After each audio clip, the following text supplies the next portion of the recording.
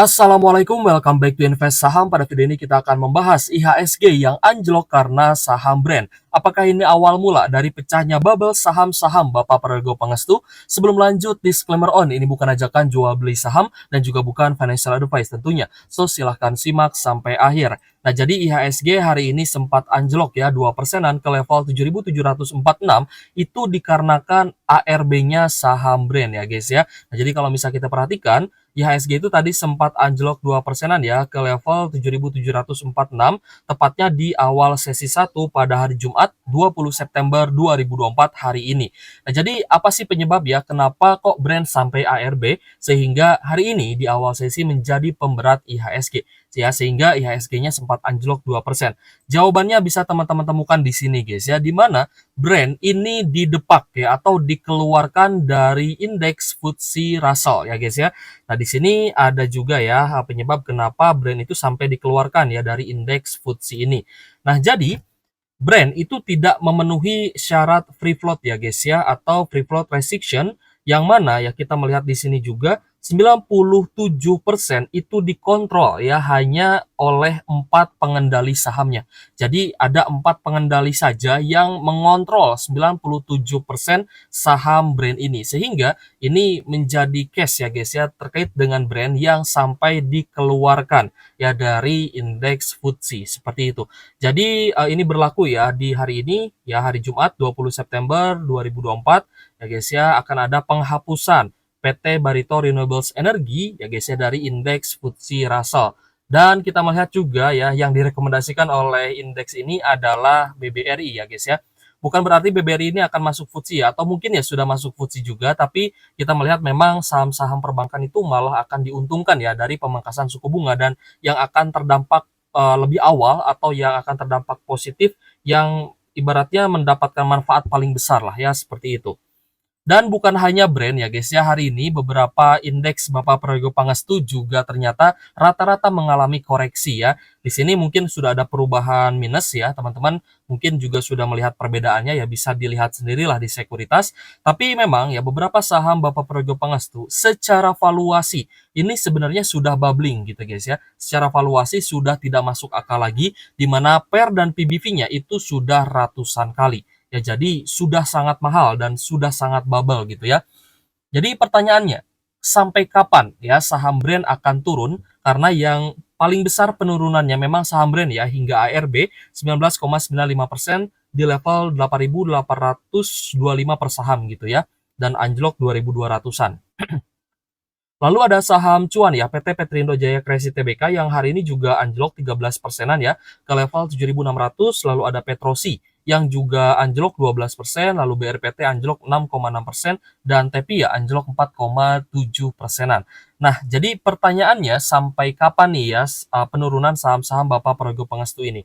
Karena kalau misalkan kita lihat ya, saham brand ya guys ya, dan juga saham Tepia, lalu ada BRPT dan juga cuan, ini memiliki market capital yang besar ya guys ya, karena harga sahamnya kan sudah naik tinggi, harga sahamnya sudah bubble gitu ya guys ya, dan tidak masuk akal lagi nih saham-saham yang memiliki valuasi yang tinggi, tapi kalau misalkan dianalogikan gitu guys ya, sahamnya besar gitu ya, memiliki market cap yang besar, tapi kopong gitu ya, gampang untuk didump ya, gampang untuk diturunkan ya. Buktinya hari ini gitu ya, buktinya hari ini ketika terkena sentimen negatif, satu saja sentimen negatif, semua saham Pak PP langsung turun ya guys ya. Ada brand Tepia, BRPT, Cuan ya. Ini saham-saham yang memiliki market cap besar dan juga ya tentunya memiliki porsi terhadap IHSG. Jadi gini guys, IHSG itu sebenarnya tidak terlalu mencerminkan gitu guys ya terhadap semua kondisi saham-saham fundamental ya, karena ada saham-saham yang valuasinya sudah melonjak. Ya seperti yang tadi kita sebut ya, ada brand Tepia, BRPT, Cuan, ya ada Aman gitu ya, lalu ada Bayan gitu ya, Bayan Resources seperti itu. Ini adalah kenyataan yang harus teman-teman terima ketika berinvestasi ya di IHSG, dan juga ya kita concern terhadap saham-saham dengan fundamental bagus ya. Misalkan IHSG-nya pun naik karena saham brand, Tepia dan lain-lain, ya berarti saham fundamental sebenarnya masih banyak nih yang belum naik guys. Tapi sebaliknya ya, jika pun IHSG-nya anjlok dan turun ya karena saham brand, Tepia yang valuasinya sudah memuncak gitu ya, yang valuasinya sudah bubble, ya kita juga terima-terima saja gitu ya. Karena ya kembali lagi tidak mencerminkan terhadap kinerja dari perusahaan-perusahaan bagus ya yang memiliki fundamental bagus, apalagi sahamnya juga rutin bagi dividen gitu ya. Jadi teman-teman tidak usah khawatir ya sebenarnya. Tadi kan di judul ya, apakah kita perlu khawatir? Nah, berarti kan jawabannya adalah teman-teman tidak usah khawatir. Selama hold, selama invest ya di saham-saham yang memiliki fundamental bagus dan juga ya rutin bagi dividen, ya kalau turun pun teman-teman masih bisa melakukan averaging down. Tapi ketika turun, teman-teman harus mencari nih alasannya kenapa.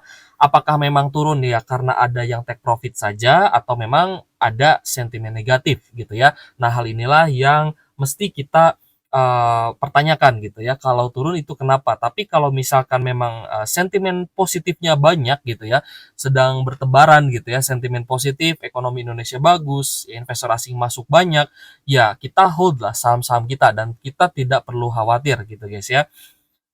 Dan kalau misalkan kita perhatikan pun ya guys ya, memang di beberapa waktu sebelumnya ya, di 10 tahun terakhir ya memang probabilitas kenaikan saham dia atau IHSG di bulan September itu yang menjadi rendah ya, yang paling rendah lah.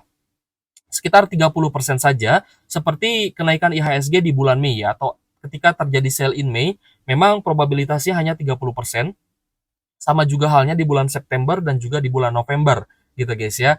Nah, jadi ini adalah special case ya, di mana pada bulan September ini adalah pemangkasan suku bunga, baik itu oleh Bank Indonesia maupun oleh The Fed gitu guys ya, dan ini akan berdampak positif. Yang pertama adalah untuk pembiayaan kredit dan juga pinjaman perbankan gitu guys ya, yang nanti bunganya akan lebih rendah lagi seperti itu. Dan kita harapkan ini juga bisa menstimulus pebisnis ya atau UMKM ya untuk bisa kembali ya menggenjot bisnisnya dengan pembiayaan atau pinjaman kredit dari perbankan seperti itu. Nah, jadi yang kita harapkan pun ya misalkan nih saham BRI ya dengan pemangkasan suku bunga ini ya kita berharap non performing loan atau NPL-nya juga bisa turun gitu guys. Jadi untuk bulan September, jika memang belum turun ya di bulan September, maka kita ya mungkin akan melihat adanya goncangan itu sekitar bulan Oktober atau November ya guys ya, menjelang window dressing dan menjelang masa-masa di mana saham-saham ini biasanya bagi dividen gitu ya. Bahkan di bulan Desember ya, di akhir Desember itu sudah banyak nih saham-saham bagus yang akan bagi dividen interim lagi. Contohnya Adro ya guys ya. Lalu di awal tahun di Januari biasanya ada saham BBRI ya guys ya yang juga akan bagi dividen seperti itu. Kita kembali lagi ke saham brand ya guys ya. Saham brand hari ini ARB ya 20% alias 19,95% ya di level 8.825 per saham. Dan jika kita lihat guys ya, memang hari ini ARB ya dengan antrian 2,5 juta lot ya guys ya. Antri nih di 8.825 ini yang ngantri pengen keluar ya tentunya. Mereka pengen jualan. Tapi ya tentu saja ya guys ya, meskipun ARB banyak sekali yang melakukan pembelian gitu ya. Nah, kalau misal teman-teman lihat di running trade, ini kita lihat guys ya, banyak sekali investor yang berspekulasi ya membeli saham brand ini ketika ARB gitu ya, karena diharapkan ya, mereka harap maksudnya mereka mengharapkan brand besok bisa naik. Ya itu biasa ya guys ya, ada yang spekulatif buy itu biasa. Tapi ya kembali lagi, ini hati-hati ya teman-teman guys ya, jangan teman-teman ibaratnya buy and hold untuk saham-saham yang valuasinya sudah bubble seperti ini. Nah, di sini admin Stockbit juga bilang guys ya bahwa brand keluar dari indeks FTSE akibat free float ya, di mana 4 pemegang saham yang mengendalikan 97% dari total saham yang diterbitkan gitu guys ya, sehingga dikeluarkan ya dari indeks FTSE Russell seperti itu guys.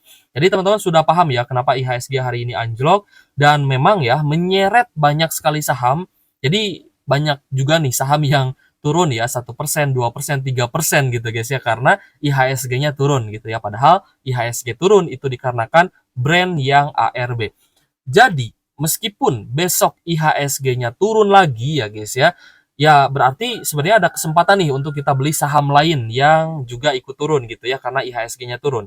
Tapi ya kita harapkan teman-teman memegang saham yang bagus saja gitu ya, apalagi yang akan terdampak positif oleh pemangkasan suku bunga. Itu yang pertama adalah saham-saham perbankan ya. Silahkan teman-teman tetap keep dan hold ya saham perbankan ini, semoga saja bisa berakhir all time high gitu ya, terutama untuk saham-saham big banks, untuk bank second liner, ya, dan juga bank digital ya guys ya. Meskipun bank digital ya memang kebanyakan ya untuk swing trade ya, dan juga cukup high risk lah.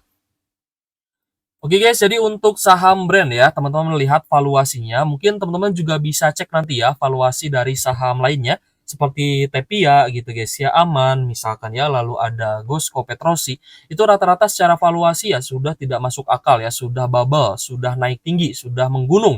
Ya, dimana PE ratio dari brand ini di 621 kali, dengan PBV 148 kali ya guys ya, memang ini adalah saham anomali ya, saham yang tidak kita pikirkan bisa naik sangat tinggi gitu ya, apalagi sejak IPO di harga 700-an ya guys ya.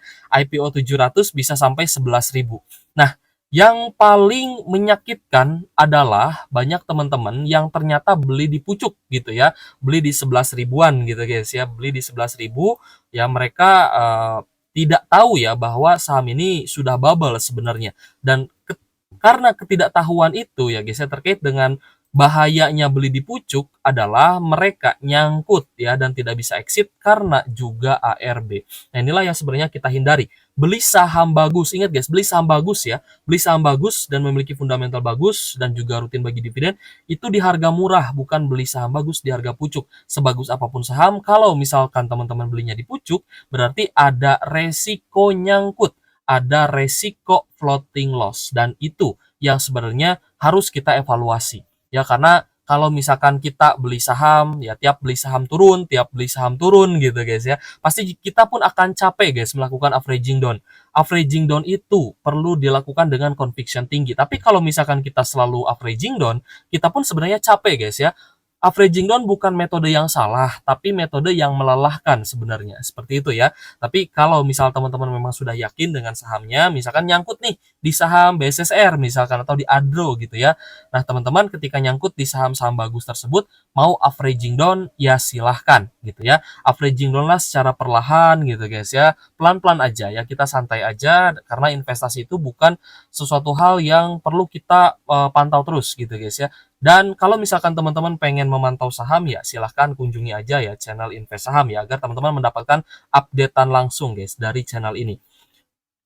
Oke guys, ya dari sisi dividen pun ya memang brand ini dividennya kecil, hanya 0,02% saja ya, dan itu juga tidak terlalu berasa ya, untuk dividen investing juga nggak cocok gitu guys ya. Jadi ya kita lihat ya dari money flow untuk saham brand, ini adalah saham yang juga ya banyak diakumulasi oleh investor asing sebenarnya ya.